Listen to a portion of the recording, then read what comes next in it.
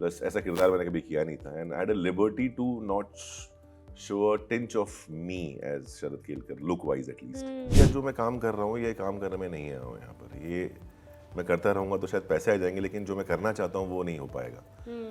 तो मैंने छोड़ दिया। मुझे लोगों ने बहुत गालियाँ दी कि तू पागल है। माई wife was very supportive that time, because जो पैसे मुझे एक महीने में मिलते थे मुझे शायद वो एक साल में मिले रामलीला में। देखिए, दो चीज़ें बहुत ज़रूरी है उसमें, एक तो ट्रस्ट बहुत ज़रूरी है एक दूसरे के ऊपर, और प्यार।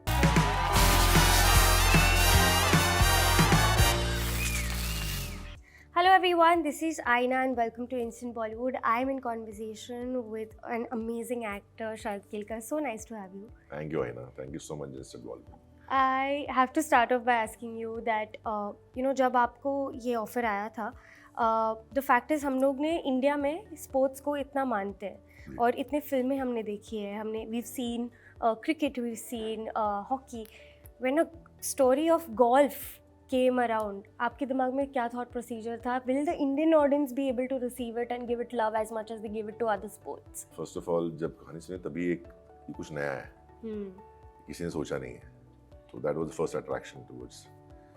Unfortunately, India, as you said, कि इंडिया में सारे sports, क्रिकेट हुआ, फुटबॉल हुआ, कबड्डी, हॉकी बहुत फेमस है, हर गली कूचे में बच्चे खेलते हैं क्रिकेट।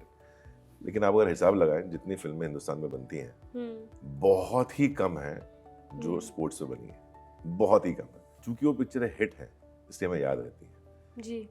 बनी बहुत ही कम है। अगर आप रेशो निकालेंगे तो इतनी सी फिल्में हैं बस स्पोर्ट्स पे। तो उस पर अगर कोई एक शो बन रहा है जो कि स्पोर्ट्स बेस्ड है और एक इंस्पिरेशनल कहानी है, एक अंडरडॉग की कहानी है, तो उससे बेहतरीन क्या हो सकता है। तो जब मैंने कहानी सुनी तो मुझे पहली बार में एक तो गोल्फ, जो मैंने कभी खेला नहीं था, सारे स्पोर्ट्स खेल लिए, गोल्फ ही बचा था, शायद 2-3 बचे हैं, आई थिंक आइस हॉकी बचा है, पोलो भी खेल लिया मैंने। तो अभी बहुत कम स्पोर्ट भी जो मैंने नहीं खेले उसमें से एक गोल्फ था।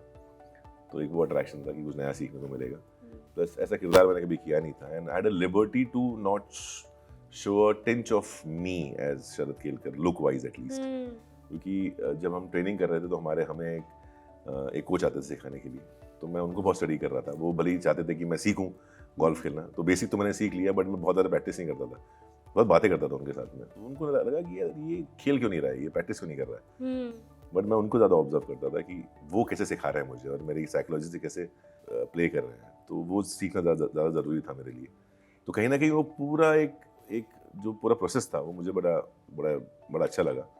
मेरा एक सवाल ये था, जब मैंने ट्रेलर देखा, नॉर्मली हम गोल्फ को ना एक अमीरों वाले स्पोर्ट से कनेक्ट करते हैं, क्योंकि हमने देखा हमेशा well dressed man with a cap and playing golf in a very a wealthy atmosphere. To see that in a slum area, I feel that is kind of breaking a stereotype. कहीं ना कहीं आपको लगता है कि वो show ये करने की कोशिश कर रहा है? देखिए, अगर सिर्फ एक फिक्शनल कहानी होती तो समझ में आता है कि हम बहुत मुद्दा उठा के उस पर बात कर रहे हैं। ये बिकॉज ये रियल कहानी है, मिस्टर माने की कहानी है, जो खुद स्लम में रहते थे, वहाँ से वो कैडी बने, कैडी से गोल्फर से एमेच्योर से प्रो गोल्फर तक बने। उनकी जर्नी है जो उनसे मैं भी मिला हूँ। तो कहीं ना कहीं ऐसा हुआ है और ऐसा हो सकता है लोगों की लाइफ में। To inspire people, I think we need such kind of stories.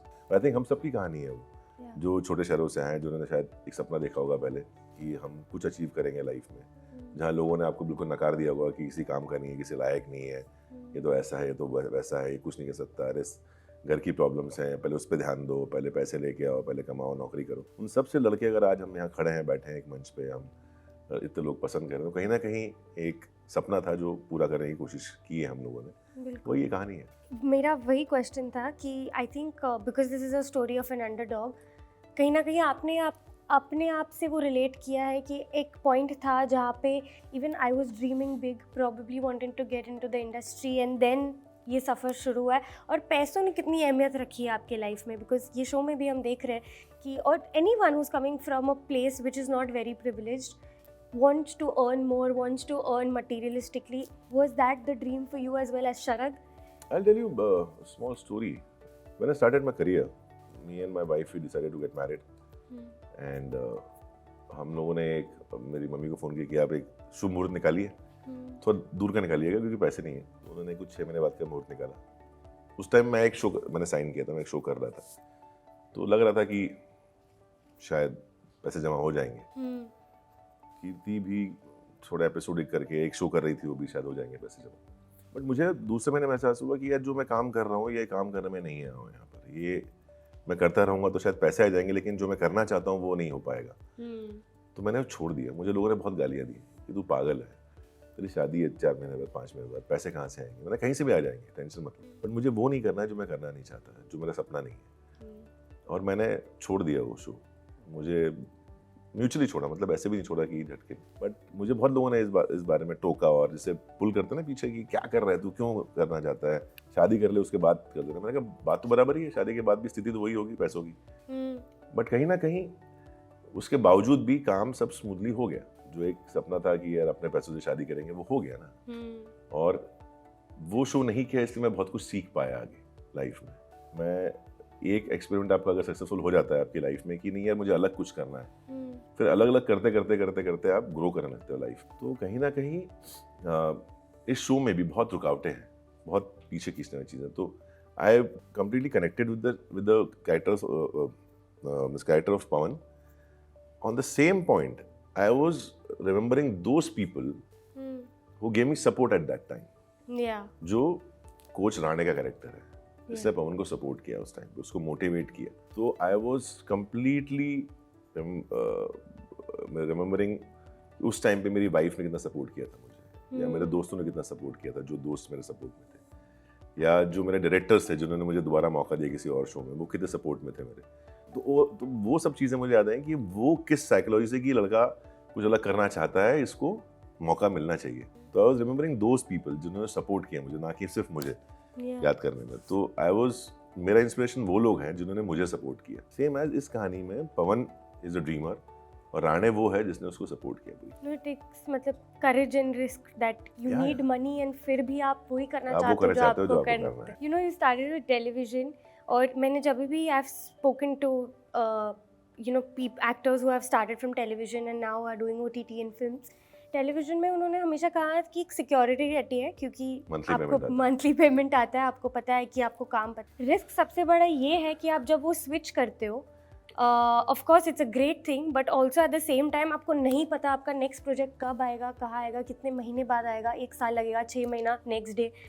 वो how do you deal with that kind of insecurity? मतलब me and my wife, we both were together at that time. जब मैंने call लिया कि मुझे switch करना है या मुझे फिल्में करनी है।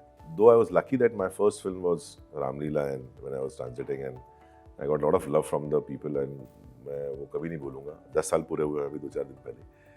तो that was a turning point. But my wife was very supportive that time, because जो पैसे मुझे 1 महीने में मिलते थे मुझे शायद वो 1 साल में मिले रामलीला में। हाँ ये था। फिर मैंने एक पॉडकास्ट में बताया भी है कि वो बहुत मुश्किल टाइम था जब पैसे नहीं होते थे, क्रेडिट कार्ड्स पे जी रहे हैं, and then you don't know what projects you are doing. लेकिन फिर भी मैंने अपनी चॉइस नहीं छोड़ी उस टाइम पे। मैं बहुत, हाँ मतलब, बट वो एक फेज होता है देखिए आपकी लाइफ में, चाहे वो एजुकेशन जब पढ़ रहे हो तब होता है कि यार मैं कौन सा सब्जेक्ट लूँ यार मैं वीक बट मेहनत करूंगा लेकिन मैं कर लूंगा यार, मैं एक जंप तो मारता हूँ, देखता हूँ। The leap of faith is very important in your life.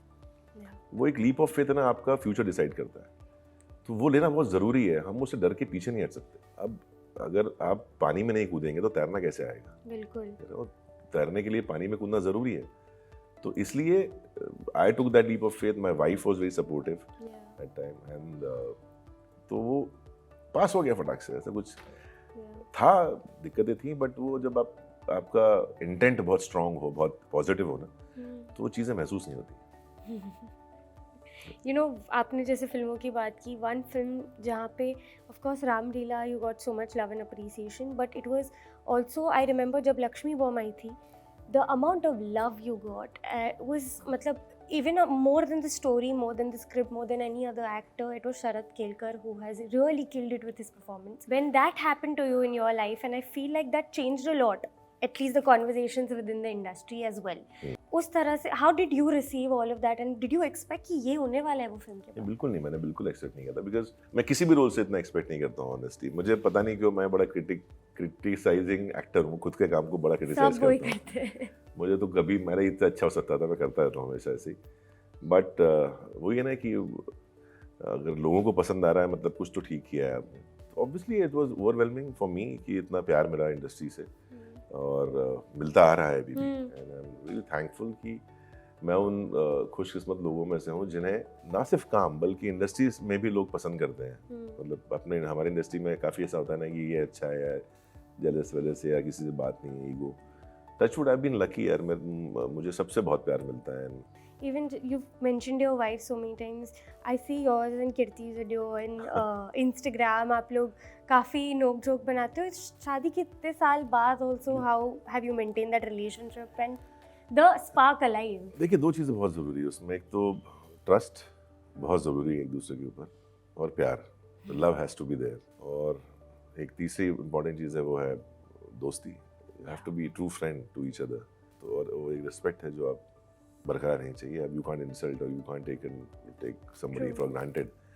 तो कुछ पिलर्स हैं वो आपको मेंटेन करने पड़ते हैं एंड लाइफ इज स्मूथ। तो हस्बैंड वाइफ लाइफ कभी स्मूथ होती नहीं है। झगड़े हमारे भी होते हैं, हमारे भी आर्गुमेंट होते हैं, बट हमारा रूल है कि suppose today we have a fight, so we will sleep after resolving that, we will not carry it forward for tomorrow To the next day. to the next day. Wish you all the very best for Slum Golf, and I'm sure it's going to do really well and everything in the future. Thank you so much. Thank you. It was so nice meeting you. Thank you.